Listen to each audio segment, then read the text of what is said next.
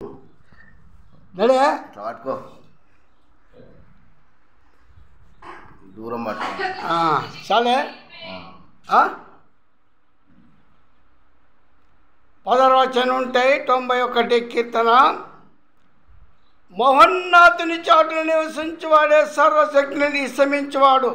ఆయన ఆశ్రయం నా కోటని నమ్ముకున్న యెహోవాను గురించి చెప్తున్నాను.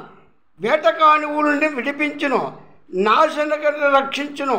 ఆయన తన రెక్కలతో కప్పును, రెక్కలకి నీకు ఆశ్రయం కలుగును. ఆయన సత్యముని కేయడం ఢాలున్నది. రాత్రి వేళ కలుగు భయమునికైను, పగటి వేళ వెగురు బాణకైను, చీకటిలో సంచే తెగులకైను, మధ్యాహ్నం మందు పరిచే రామునికైను భయపడక ఉందు. నీ పక్కన 1000 మంది పడినా, నీ కుడి పక్కన 10,000 మంది కూలినా అపాయం నీ వద్దకు రాదు. నువ్వు కండ్రలు కూడా ఎవరిని ఆశ్రయి మౌనత దేవుని నివాస చేసుకున్నావు, నీకు అపాయమేమి రాదు. ఏ దేవుని గుడాలు శ్రమించను. నీ మార్గాన్ని కాపాడికి అనుకుంటే దూతలకు ఆజ్ఞాపించను. నీ పాదము రాయితరం వర్తనం చేతం ఎత్తి పట్టుకును. నీ సింహమును నాగమం తొక్కేదో, కొదమ సింహను భుజం అనుగదొక్కేదో. అతడు నన్ను ప్రేమించిన కనుక తప్పించను, అతడు నామ ఎరిగిన వాడి కనుక కనపరచను.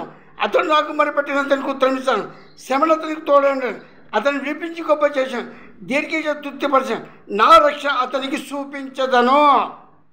మోషే మాట్లాడిన మాట, ప్రభువా తరతరం నుండి